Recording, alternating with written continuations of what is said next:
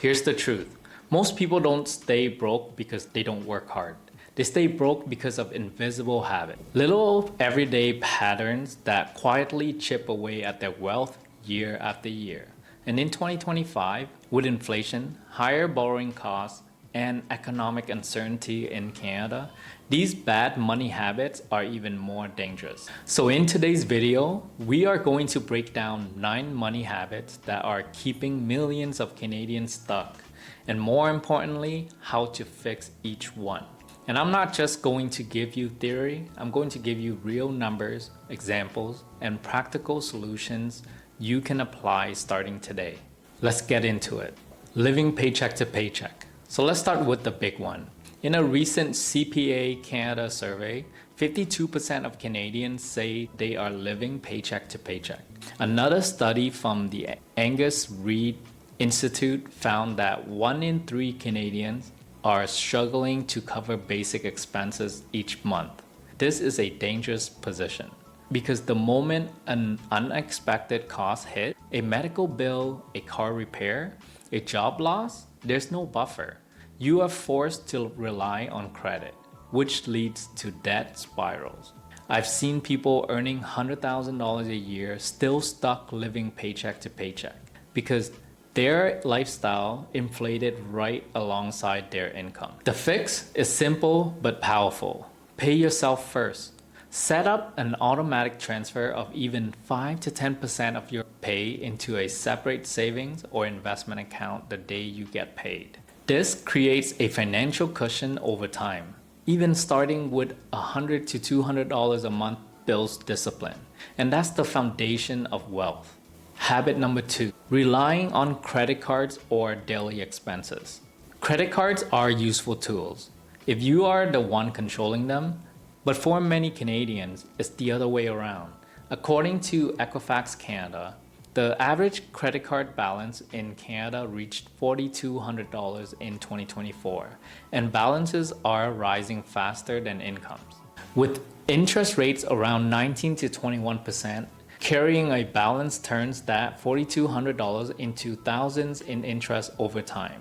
I've worked with clients who use credit cards for daily groceries, gas, even utility bills. And once they started revolving the balance, it became a permanent financial weight.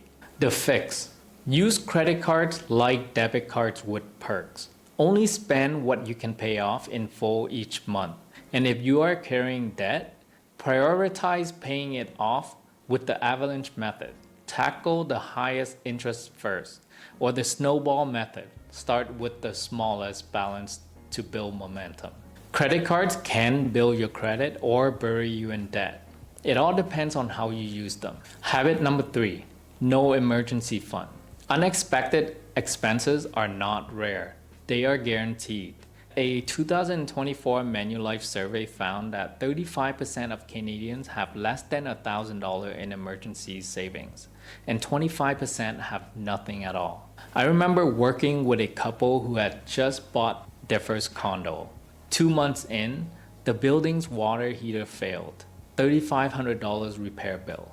They didn't have an emergency fund, so they put it on a high interest credit card and spent the next 14 months paying it off. Ideally, aim for 3 to 6 months of living expenses, but don't get intimidated. Start with $500, then $1,000, and build slowly. The peace of mind it gives you is massive. Habit number 4, ignoring your credit score. Your credit score is like your financial report card. Yet, a surprising number of Canadians have no idea what theirs is. According to Borrowell, 1 in 5 Canadians have a subprime credit score below 660. That can mean thousands more in interest when you apply for a mortgage, car loan, or even a cell phone plan. Let's put it in perspective. On a $500,000 mortgage, the difference between a 4.99% rate and a 6.49% rate is about $450 more per month, or $135,000 more over 25 years. The fix? Check your credit regularly using free tools like Borrowell or Credit Karma. Pay all bills on time, Keep utilization below 30% and avoid applying for too much credit at once. Habit number 5, lifestyle inflation. This one is sneaky. You get a raise and suddenly your car gets fancier. Your vacations get longer. Your dinners out get more frequent. This is called lifestyle inflation, and it's why even high earners can end up broke. I've seen couples making a combined $200,000 who still couldn't save because every extra dollar went toward upgrading their lifestyle. The fix? When your income increases, lock in a portion, say 50% of that raise towards savings, investments, or paying off debt. Treat the rest as your reward. This way, your financial position improves with every raise instead of just your spending. Number 6, not investing early. Here's one of the most expensive habits: waiting too long to invest. Compound interest rewards time more than amount. For example, you invest $300 a month starting at age 25 with a 7% annual return. By age 65, you will have around $760,000. Start at 40 with the same amount and you end up with only about $260,000.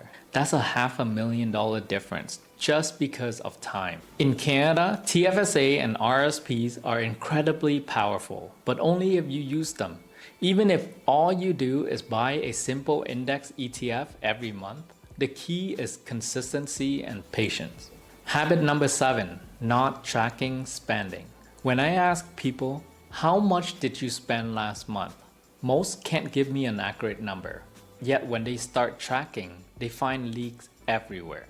Unused subscriptions, takeout meals, impulse Amazon buy. Try this challenge. For 30 days, write down every dollar you spend or use a budgeting app like YNAB or Mint. I had a client who discovered they were spending $480 a month on food delivery app without realizing it. That's $5,700 a year that could have gone toward investments or debt repayment. Habit number 8, thinking short term. Many financial mistakes come from thinking about the short term.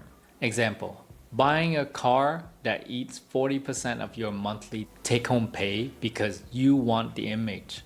But 5 years later, the car is worth half and you've missed out on years of wealth building. Or cashing out investments during a dip because it feels scary, then missing the recovery.